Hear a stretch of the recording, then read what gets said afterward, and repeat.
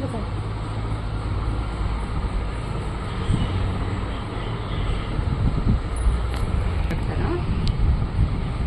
म्हणजे हिला खूप नाही येतं,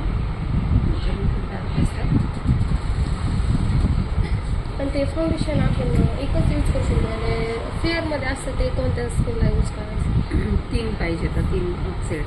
तिन्ही पण प्रत्येक स्किनला? नाही नाही, 3 पण आधी आपण डार्क सर्कल झाले,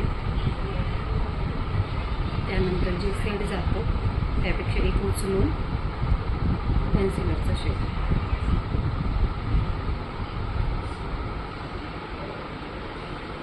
हे क्रायलॉनचं आहे, ते काल दाखवतो.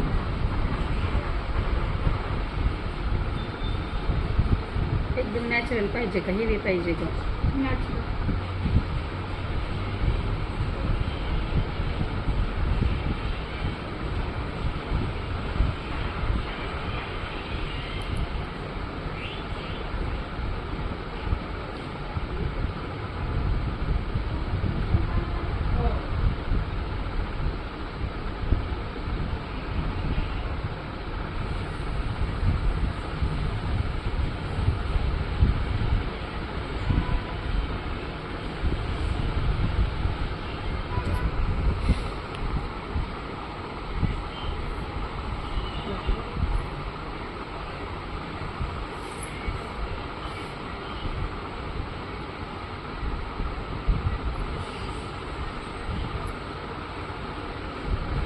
नुसते क्रायलॉनच्या पॅलेटनी पण आपण मेकअप करू शकतो.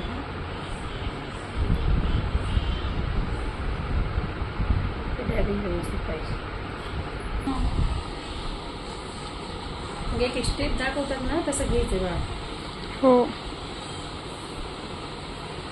दोन्हीकडच्या ह्याच्यात काही फरक दिसतो का तुम्हाला? अलीकडचं नुसतं कन्सिलर आहे, अलीकडचं काही फरक दिसतो?